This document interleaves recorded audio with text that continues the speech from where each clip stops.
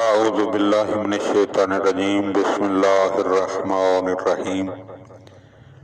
Live نہج البلاغہ channel مومنین کی خدمت میں مختلف دعاؤں کی فضائل پیش کرنے کی سعادت حاصل کر رہا ہے۔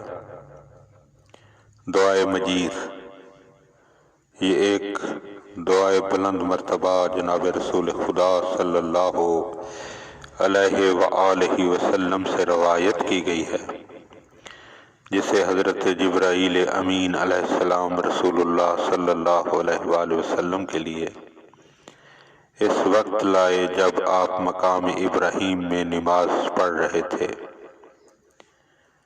صاحب بلد الامین اور مصباح نے اس دعا کو بیان کیا ہے اور حاشیہ پر اس کی فضیلت کی طرف اشارہ کیا ہے۔ خلاصہ ان فضائل کا جو رسول خدا صلی اللہ علیہ وآلہ وسلم نے بیان فرمایا، یہ ہے کہ اس دعا کا ایام ابیض یعنی ہر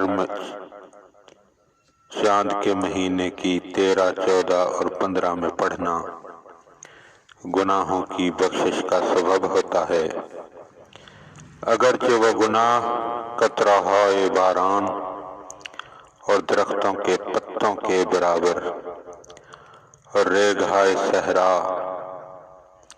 جنگل کے برابر ہوں،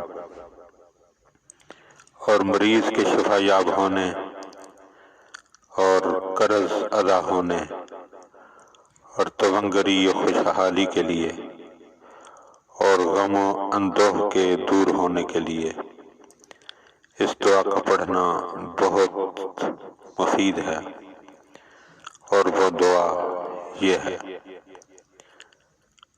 دعا ہے کہ خداوند عالم ہمیں ان نورانی دعاؤں کی طرف متوجہ ہونے اور انہیں پڑھنے کی توفیق عطا فرمائے۔